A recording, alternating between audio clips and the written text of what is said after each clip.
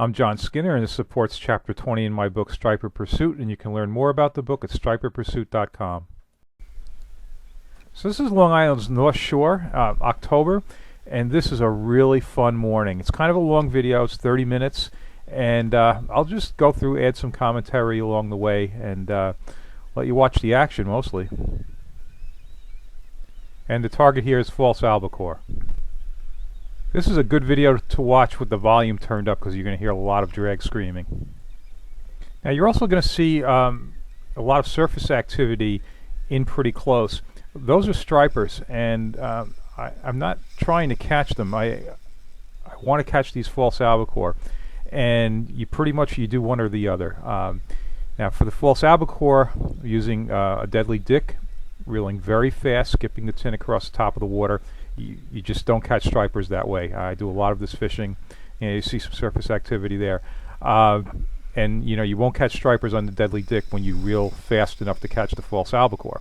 If you want to catch the stripers, and you put on a bucktail, work it slower, and then you don't catch the false albacore. Instead, you catch the striper. So it's one or the other, and I definitely choose the albies. So I'm ignoring those stripers, and that's the commotion you see. At some point in the video, just to show that you can pretty much catch those stripers at will, I'm going to go ahead and do that and catch a few of the stripers. Okay, the rod is a 7.5 foot Penn Battalion. It's rated for 10 to 17 pound test line. The reel is a Penn Clash 4000 spooled with 20 pound test braid, a 3 foot leader of 20 pound test fluorocarbon at the end, and that's tied direct to a number 2 deadly dick. I join the braid to the fluorocarbon leader with a small barrel swivel.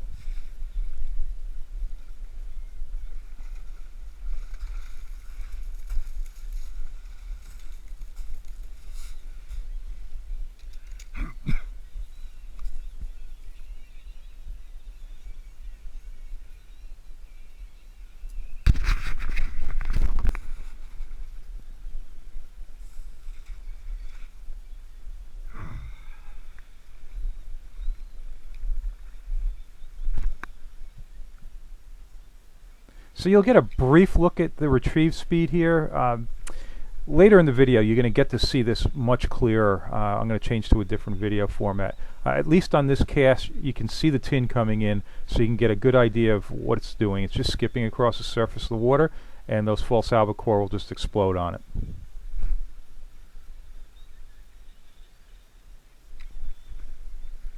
And you can see a school of feeding stripers coming right down the beach, right along the edge of the shoreline. And I'm, like I said, ignoring them. And there we go, hooked up another false albacore. And yeah, there you go. The stripers are all being spooked, and I think you can probably see them swimming right by.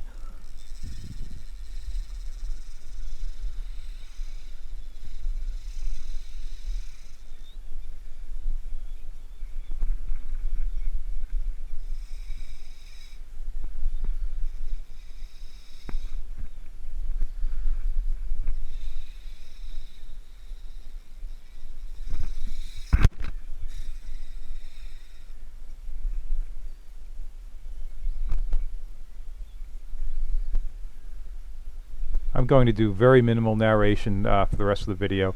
I'll jump in there when I make a few casts for stripers and say something about that.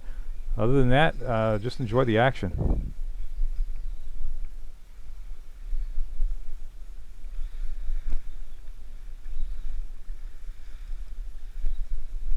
Yeah, that's a load of stripers going by there, right down, right on the edge of the shore.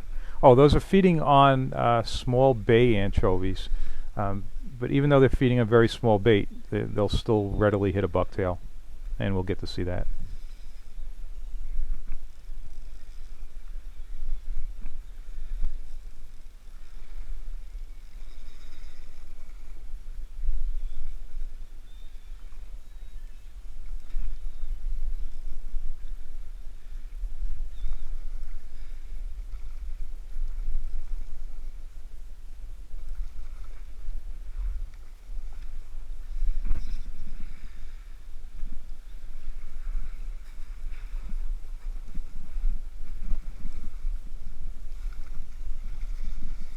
I don't know of any fish that fights pound for pound as hard as these things do.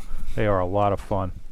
Yeah, I love striper fishing, but when the two are side by side, there's just no contest. I want to catch these things.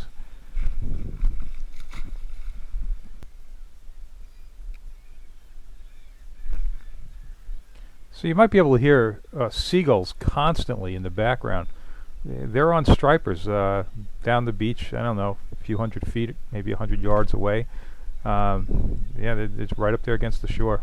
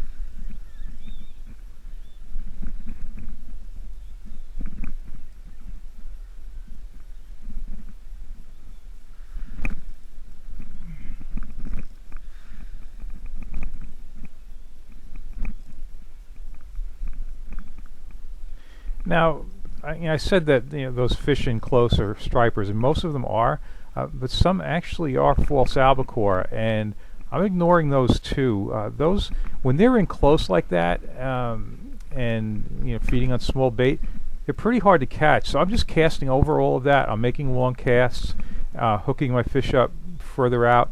I'm not going to waste time short casting, trying to sight cast to these things. I think I'm much better off keeping that lure out a little further. Eventually the lure is going to come back and come back close to the beach, near where I see some of those fish rising. But For the most part, I think this is a better strategy. Make the long cast and you know, cover the whole range there.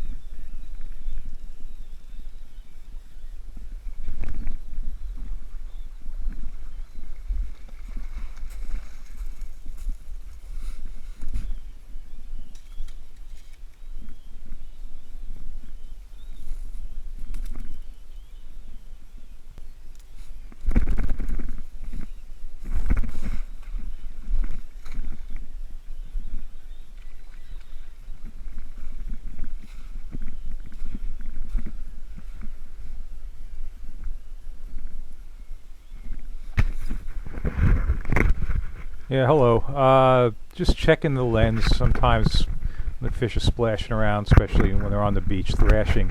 They kick stuff up onto the camera. Oh, there we go. There's a nice school fish. If I step into the water, I'm gonna step on them. Yeah, how can you not flip a line by them? But yeah, they're pretty much not too interested in that. If I want to catch them, I'll put a bucktail on.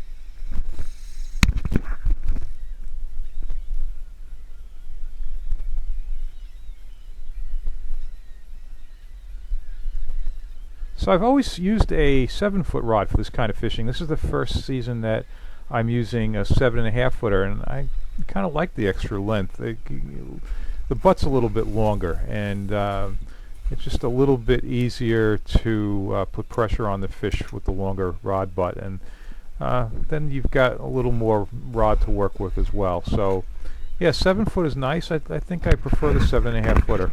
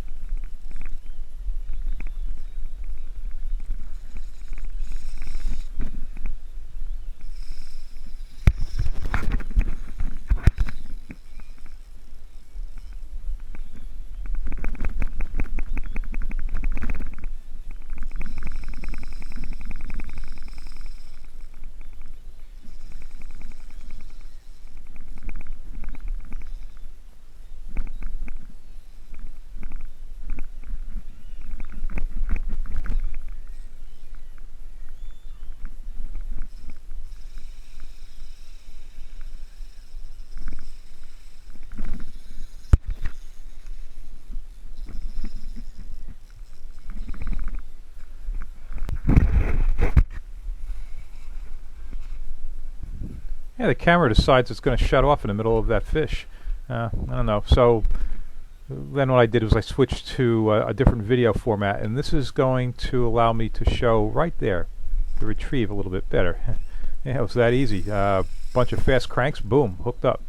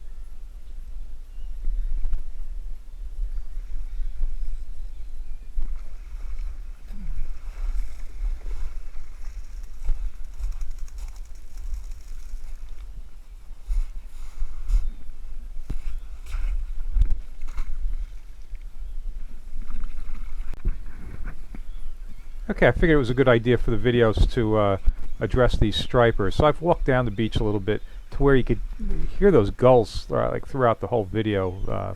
They've been up against the shore where the bass are. So 3/4 ounce bucktail, an otter tail strip on there, white, everything white. Just flip it out a little ways, slow retrieve, and it's going to be no trouble to catch the bass.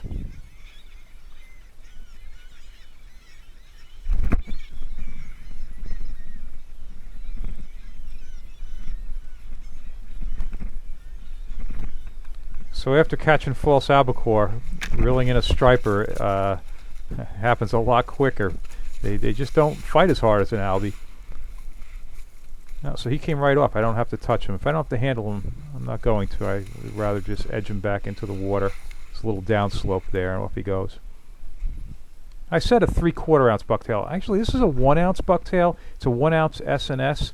It's some sort of a rattling bucktail. I think they've got rattles on the inside. Quite honestly, I don't think it matters what bucktail you throw into these fish. You can see the bay anchovies there, the bait tight to the shore. There's a lot of bass. You run a bucktail with a pork rind strip or an otter tail or one of those newer, what do they call them, from Fat Cow Fishing, jig strip.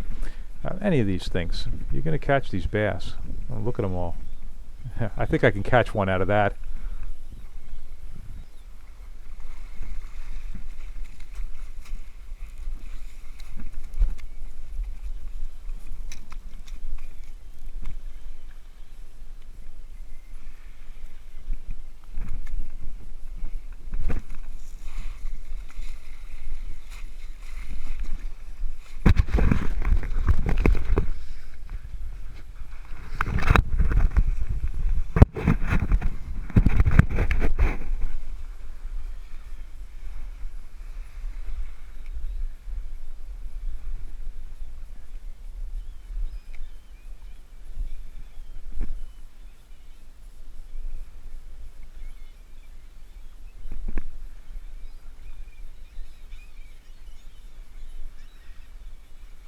I feel like I'm fishing in an aquarium here. Like, this is really not too much of a challenge.